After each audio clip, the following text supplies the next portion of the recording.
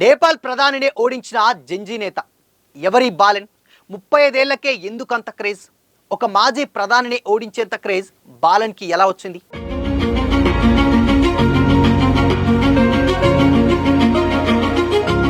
నమస్తే, welcome to Disha TV. జంజీ ఇప్పుడు ఈ పేరు వింటే ప్రభుత్వాలే హడలిపోతున్నాయి.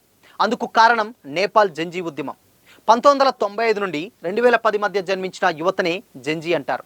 నేపాల్ ప్రభుత్వం తీసుకున్న ఓ తప్పుడు నిర్ణయం ఈ జంజీ యువతను రోడ్లపైకి తీసుకొచ్చేలా చేసింది. అదే సోషల్ మీడియా బ్యాన్.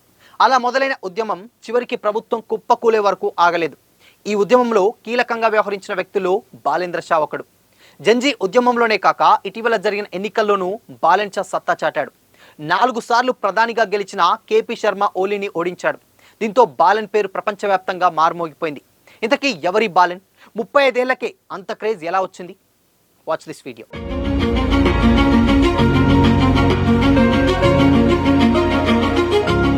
నిజానికి బాలేంద్ర షా ఓ సింగర్, ర్యాపర్. ఈయన కాట్మాండ్లోని నారాదేవిలో 1990 ఏప్రిల్ 27న జన్మించాడు. 2012లో స్కూల్లో చదువుతున్న సమయంలోనే బాలెన్ తన తొలిపాట సడక్ బాలక్ రాయగా ఎంతో గుర్తింపు తెచ్చుకుంది. ఇంటర్ పూర్తి చేసిన తర్వాత సివిల్ ఇంజనీరింగ్లో డిగ్రీ పూర్తి చేసిన తర్వాత కర్ణాటకలోని విశ్వేశ్వరయ్య సాంకేతిక విశ్వవిద్యాలయం నుండి స్ట్రక్చరల్ ఇంజనీరింగ్లో మాస్టర్స్ చదివాడు. తర్వాత కాలంలో యూట్యూబ్లోకి ఎంట్రీ ఇచ్చి నేపాల్ యువతను ఆకర్షించాడు. బాలెన్ పాటలు క్షేత్రస్థాయి ఓల జీవన పోరాటాన్ని, అవినీతిని, అసమానతలను ఎండగడుతూ ఉండేవి.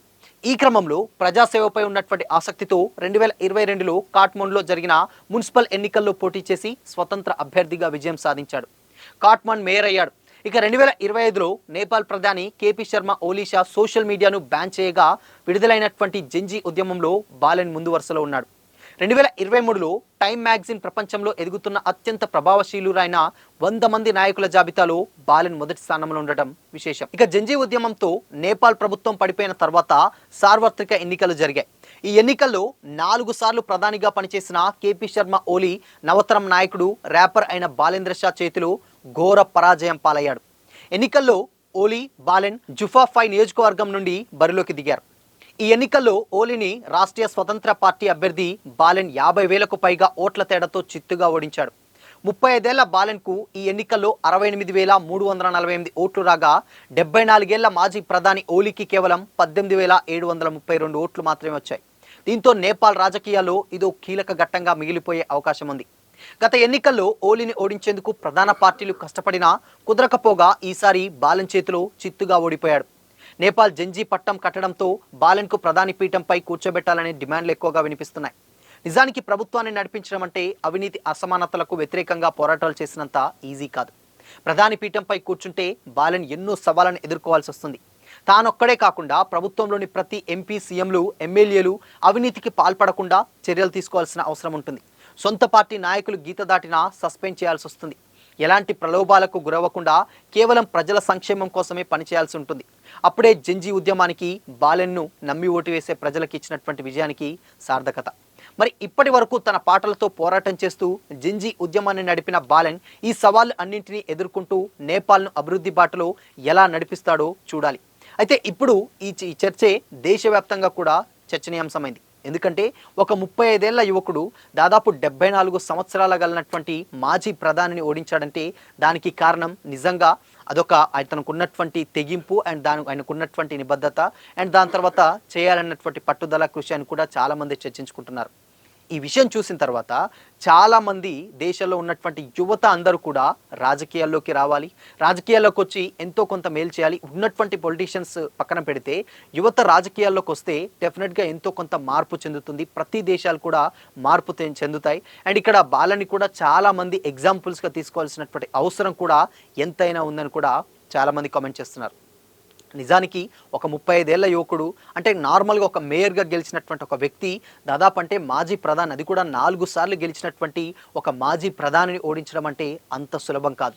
ప్రజలు అతనిపై ఎంతో నమ్మకం పెట్టుకుంటే, ఇతను ఎంత పర్ఫెక్ట్ అనుకుంటే అతన్ని కాదని ఒక యంగ్స్టర్కి ఓటు వేస్తారని కూడా చాలామంది అక్కడ కామెంట్స్ చేస్తున్నారు. ఈ విషయం ఇప్పుడు దేశవ్యాప్తంగా కాదు, ప్రపంచవ్యాప్తంగా కూడా చర్చనీయాంశంగా మారింది. ప్రతి ఒక్కరు కూడా బాలన్ని స్ఫూర్తిగా తీసుకొని యువత రాజకీయాల్లోకి రావాలి. అండ్ దాని తర్వాత మనం చేసేటువంటి పనిని 100% ఎఫర్ట్ పెట్టి చేస్తే డెఫినెట్గా సక్సెస్ వస్తుందనడానికి ఇదొక నిదర్శనం అని కూడా చాలామంది కామెంట్స్ చేస్తున్నారు. స్టిల్ ఇప్పటి వరకు చేసినటువంటి ఉద్యమాలు ఎన్ని చేసినా కానీ ఇక్కడ సోషల్ మీడియా అయితే అక్కడ మేజర్గా ఏంటంటే సోషల్ మీడియా బ్యాన్ అనేది అక్కడ ఒక పెద్ద మైనస్ అని కూడా అక్కడ మనం మాట్లాడుకోవచ్చు. ఎందుకంటే స్టిల్ ఇప్పుడు 2026 జనరేషన్స్లో ఉన్నప్పుడు సోషల్ మీడియా లేనిది అసలు ఎక్కడ ఏ విషయాలు జరుగుతున్నాయి, ఎలా జరుగుతున్నాయి అండ్ అప్డేటెడ్ వర్షన్స్ అంటే విషయాలను తెలుసుకోవడం చాలా కష్టతరమైనటువంటి ఇప్పుడున్నటువంటి పరిస్థితుల్లో అలాంటి సోషల్ మీడియాని అలాంటి టెక్నాలజీని బ్యాన్ చేయడమే అక్కడ ఆయన చేసినటువంటి మాజీ ప్రధాని చేసినటువంటి పెద్ద తప్పు. ఆ తప్పునే ఇక్కడ ఒక ఉద్యమంగా తీసుకొచ్చి యువత మొత్తం కూడా రోడ్ల మీదకి దిగారు. అందుకోసమే ఆ ఒక్క నిర్ణయమే ఇక్కడ ఈరోజు అతన్ని ఓడించేటువంటి విషయం దాకా తీసుకొచ్చిందని కూడా కామెంట్స్ చేస్తున్నారు. అండ్ ఇన్ఫ్యాక్ట్ ఒక మాజీ ప్రధానికి ఎదురు తిరగడం అంటే నిజంగా ఆషామాషి విషయం కాదు. అంత ఉద్యమం చేస్తున్నప్పటికీ కూడా ఎదురు తిరిగి దాని అంతటికీ కరెక్ట్ కాదని చెప్పి అండ్ ఎన్నికల్లో పోటీ చేసి ఆ అభ్యర్థి మీదనే దాదాపు మళ్ళీ నిజంగా సాధారణ మెజార్టీ కాదు, దాదాపు 50,000కు పైగా మెజార్టీ సాధించడం అంటే అంత చిన్న విషయం కాదు. సో ఇలాంటి వ్యక్తుల్ని డెఫినెట్గా చాలామంది ఆదర్శంగా తీసుకొని ఇన్ కేస్ ముందు కూడా అంటే మన దేశాలలో అంటే ఇప్పుడు ఇండియాలో కూడా యువత రాజకీయాల్లోకి వస్తే ఎంతో కొంత చైతన్యం వస్తుంది అని కూడా చాలామంది కామెంట్ చేస్తూ ఉన్నారు. సో మరి ఈ ఉద్యమంపై జంజీ ఉద్యమం అదేవిధంగా బాలన్ షా గెలుపుపై కూడా ఇప్పుడు సర్వత్రా చర్చనీయాంశంగా అయితే మొత్తంగా మారింది. సో ఇదే టాపిక్ పై ఇప్పుడు దేశవ్యాప్తంగా చర్చలు, ఇంటర్వ్యూస్ అండ్ దాని తర్వాత ఎలా పాసిబుల్ అయింది ఒక సింగర్ అది కూడా ఆయన ఒక నార్మల్ గేయ రచయిత అండ్ దాని తర్వాత చిన్న లోకాలిటీ ఉన్నటువంటి సింగర్ కూడా కాదు, తన ఒక పాటలు పాడేటువంటి సింగర్ అండ్ దాని తర్వాత ర్యాపర్ అంటే ఆల్మోస్ట్ వాళ్ళకి అంటే రూరల్ లెవెల్లో అండ్ గ్రౌండ్ లెవెల్లో అంత నాలెడ్జ్ ఉండదు అని కూడా చాలామంది కామెంట్ చేస్తూ ఉంటారు. ర్యాపర్ కంటే ఇప్పుడు మన దగ్గర కూడా ర్యాపర్స్ ఉన్నారు, ఈవెన్ రోల్ రైడా ఉన్నాడు, నోయల్ ఉన్నాడు. ఇలాంటి ఒక ఈ స్టేజ్ నుంచి అంటే ఇలాంటి ఒక ర్యాపర్ స్థాయి నుంచి నిజంగా ఒక మాజీ ప్రధానిని నిజంగా ఓడించేటువంటి విషయం ఇక్కడ నిజంగా చిన్న విషయం కాదు అని కూడా చాలామంది అయితే చర్చించుకుంటున్నారు. బట్ ఏదేమైనప్పటికీ కూడా అంటే ఆయన నమ్మి ఓట్లేశారంటే గ్రౌండ్ లెవెల్లో తనకి ఎంత నాలెడ్జ్ అండ్ దాని తర్వాత ఎలా ప్రజల్ని నమ్మించాడు అండ్ దాని తర్వాత ఎలా నమ్మకం కలిగించుకున్నాడు, దాన్ని ఎలా ముందుకు తీసుకెళ్తాడు అనేది ఇక్కడ ఒక పెద్ద క్వశ్చన్ మార్క్. అండ్ ఇంకొక విషయం ఏంటంటే ఒకవేళ చాలామంది కామెంట్ చేస్తున్నారంటే అదే సీట్లో అంటే పిఎం సీట్లోనే అక్కడ బాలన్ షాని కూర్చోబెట్టాలని కొంతమంది సోషల్ మీడియాలో కామెంట్ చేస్తున్నారు. బట్ అదంతా చిన్న విషయం ఏమీ కాదు. నిజంగా ఆడ పోటీ ఉన్నప్పటికీ ఓడిపోయినప్పటికీ కూడా ఒకవేళ అతను గనుక నిజంగానే ఇంత చిన్న ఏజ్లో ప్రధాని అయితే మాత్రం అది అంటే దేశాన్ని నడిపించడం అంత ఈజీ కాదు, ఎంతో ఎక్స్పీరియన్స్ కావాలి. అండ్ దాని తర్వాత ఇందాక మనం మాట్లాడుకున్నట్లు ప్రతి ఒక్కరి పట్ల అంటే నిష్పక్షపాతంగా వ్యవహరించాలి, అంటే ఎలాంటి ప్రలోభాలకు లొంగకూడదు. వీటన్నిటిని కూడా దృష్టిలో పెట్టుకొని అక్కడ ప్రధాని పదవి అయితే చేయాల్సి వస్తుంది. బట్ మరి డెఫినెట్గా చాలామంది అయితే కామెంట్ చేస్తున్నారు, కానీ నిజంగానే మరి బాలన్ షాకి అంత గుర్తింపును ఇస్తారా అంటే కొంచెం కష్టమనే చెప్పాలి. ఎందుకంటే పరిస్థితులు అండ్ దాని తర్వాత ఎక్స్పీరియన్స్ అండ్ ప్రయత్నాలు ఎన్నో అంటే కాలానికి అనుగుణంగా ఎక్స్పీరియన్స్ వస్తూ ఉంటుంది. కాబట్టి ఇంత చిన్న ఏజ్లో ఇచ్చినా కొంతమంది కరెక్ట్ కాదు, కొంతమంది మాత్రం ఎస్ యువత రాజకీయాల్లోకి రావాలి కాబట్టి డెఫినెట్గా ఇస్తేనే బాగుంటుంది. ఇప్పటి వరకు చేసినటువంటి వాళ్ళందరూ కూడా ఏజ్డ్ పర్సన్సే పరిపాలించారు, ఇప్పుడు యంగ్స్టర్ వచ్చి పరిపాలిస్తే ఎలా ఉండబోతుందో చూడాలి ఒకసారి అంటూ కూడా చాలామంది అయితే కామెంట్ చేస్తున్నారు. బట్ దీని మీద భిన్నాభిప్రాయాలు అయితే వ్యక్తమవుతున్నాయి. ఏదేమైనప్పటికీ కూడా జంజీ ఉద్యమం స్థాపించి అండ్ ఒక మంచి సక్సెస్ని సాధించాడు, అదేవిధంగా మాజీ ప్రధాని మీద గెలిచాడు. ఇప్పుడు ముందు తాను ఎలాంటి పరిపాలనా విభాగం అందిస్తాడనేదే అక్కడ వాళ్ళ నియోజకవర్గంలో గెలిచినటువంటి బాలన్ ఎలాంటి పరిపాలన అందిస్తాడు అండ్ దాని తర్వాత అతను ప్రవేశపెట్టేటువంటి ఆ మేనిఫెస్టోస్ ఏంటి అనేది తెలియాలంటే మాత్రం మరికొద్ది రోజులు అయితే వెయిట్ చేయాల్సిందే.